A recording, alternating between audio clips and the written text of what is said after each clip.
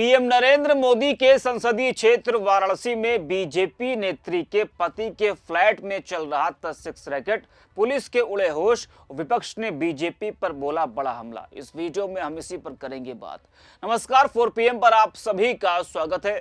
दोस्तों, अक्सर देखने में आता है कि जब कोई नेता सत्ता पार्टी से जुड़ा होता है तो उसके खिलाफ की गई कार्रवाई और प्रशासनिक रवैये पर विपक्ष सवाल उठाता है।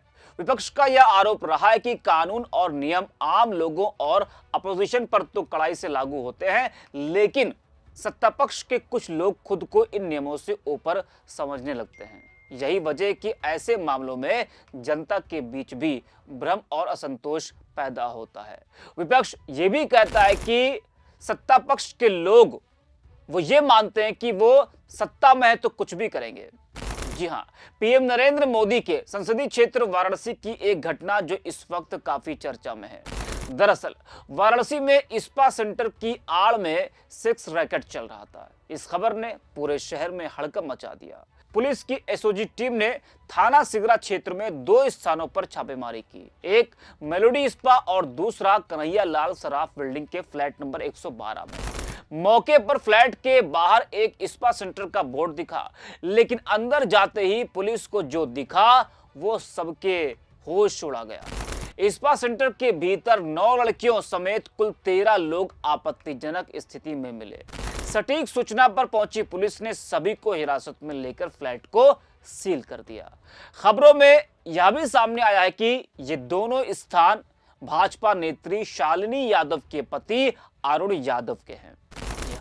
इस खबर के बाद मामला और अधिक राजनीतिक रंग ले उठा, क्योंकि मामला था एक बीजेपी नेत्री के फ्लैट का। जी हां, वो भी कहां का? पीएम नरेंद्र मोदी के संसदीय क्षेत्र वाराणसी का।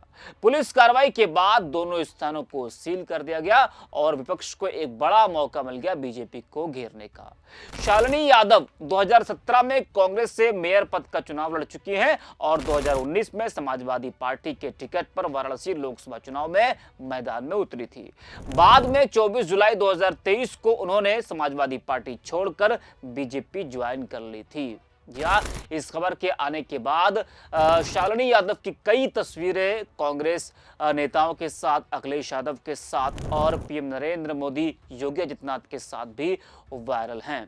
जहां आप देख पा रहे किस तरीके से जो शालिनी यादव हैं वो पीएम मोदी के साथ हैं। ये तस्वीर भी आप देख पा रहे हैं। वही ये मामला सामने आने के बाद विपक्ष ने भाजपा पर तीखे हमले शुरू कर दिए। इस घटना ने भाजपा को भी असहज स्थिति में ला दिया है, क्योंकि मामला सीधे तौर पर पीएम नरेंद्र मोदी के संसदीय क्षेत्र से जुड़ा है और इस वक्त वाराणसी में स्पा सेंटर और होम स्टे की आड़ में देह व्यापार के धंधे ने बड़ी तेजी से अपने पैर पसार लिए हैं। इसे देखते हुए कमिश्नरेट पुलिस ने एसओजी 2 का गठन किया और रोकथाम के लिए लगातार छापेमारी की जा रही है। विपक्षी दलों ने बड़ा हमला बोला है। कांग्रेस नेत्री सुप्रिया सुनित ने एक्स पर इस खबर को शेयर किया, जिसको शेयर करते हुए कांग्रेस नेता सुरेंद्र राजपूत ने लिखा है कि हे राम, मोदी राज में भाजपा का क्या क्या देखना पड़ रहा है। वही एक्स पर अयोध्या वाले नाम के यूजर लिखते हैं कि मोदी जी के लोकसभा क्षेत्र क्योटो में कुछ भी संभव है। अब तो बीजेपी के नेता, मंत्री, विधायक, सांसद अपने घर में ही सेक्स रैकेट चलाने लगे हैं। खैर, बीजेपी वाली शालिनी यादव जी धाकड़ का पूरा साथ दे रही हैं। हालांकि प्रतिक्रिया कोई भी अगर दे तो वो किसी भी महिला के लिए ऐसे शब्दों का इस्तेमाल ना करे जिससे वो कानूनी शिकंजे में फंसे, और ऐसे शब्दों का 4 PM बिल्कुल भी समर्थन नहीं करता है। तो थोड़ा बचकर अपने बयानों को आप लोग दें।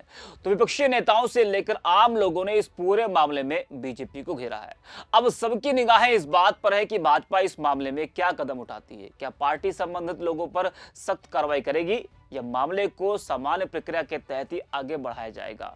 यह घटना निश्चित रूप से राजनीतिक गर्माहट बढ़ा रही है और यह भी दिखाती है कि कानून व्यवस्था पर सवाल उठने से जनता का भरोसा कमजोर हो सकता है। लेकिन यह फ्लैट कोई पहली बार सुर्खियों में नहीं आया है। एनबीटी की इस खबर को जरा आप देखिए, जिसकी हेडलाइन है कि वाराणसी के जिस फ्लैट में कोरोना काल में नकली सैनिटाइजर बनता पकड़ा गया था, वहां अब देह व्यापार। जानिए पूरी कहानी। आगे खबर में लिखा है कि 2021 में नकली सैनिटाइजर की लेबलिंग होती थी इस फ्लैट में। सिगरा थाना क्षेत्र के शक्ति शिखा अपार्टमेंट के फ्लैट नंबर 112 में पहली बार पुलिस नहीं पहुंची है। इससे पहले मई 2021 में भी पुलिस इस फ्लैट पर आ चुकी है। मई 2021 में कोरोना काल में सिगरा थाना क्षेत्र में इंदौर की कंपनी के नाम पर नकली सैनिटाइजर बनाने का भंडाफोड़ हुआ था। सिगरा थाना क्षेत्र के ही 3 जगहों पर छापा मार करके 2000 लीटर से ज्यादा नकली सैनिटाइजर बरामद किया गया था। तीनों जगहों में शक्ति शिखा अपार्टमेंट के इसी फ्लैट नंबर 112 में उस वक्त एक प्रिंटिंग प्रेस चलता था।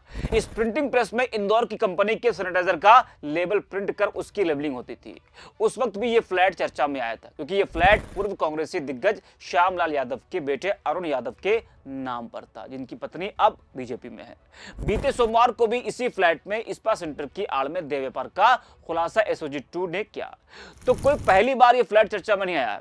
तो एक तरफ बीजेपी नारी सम्मान और महिला सुरक्षा की बात करती है और दूसरी तरफ खबरें ऐसी आती हैं कि खुद उसी पार्टी के कुछ नेता नारियों को गंदे धंधे वाले दलदल में धकेलते दिखते हैं। जी हाँ, कहने को बेटी बचाओ की बड़ी बड़ी बातें, लेकिन जमीन पर हालात इतने शर्मनाक कि विपक्ष को हमला बोलने का सुनहरा मौका मिल जाए। वाराणसी में इस्पात की आड़ में चल रहे सेक्स रैकेट का खुलासा और उसमें सत्ता से जुड़े नामों का सामने आना। जब किसी भी दल का नेता या उससे जुड़ा व्यक्ति गलत कार्यों में शामिल पाया जाता है तो इससे ना सिर्फ पार्टी की छवि प्रभावित होती है, बल्कि देश की न्याय व्यवस्था पर भी उंगलियां उठने लगती हैं। इसलिए आवश्यक है कि कानून सबके लिए समान रूप से लागू हो और राजनीति से ऊपर उठकर निष्पक्षता के साथ कार्रवाई भी की जाए। तो इस वीडियो में इतना ही। अब 4 PM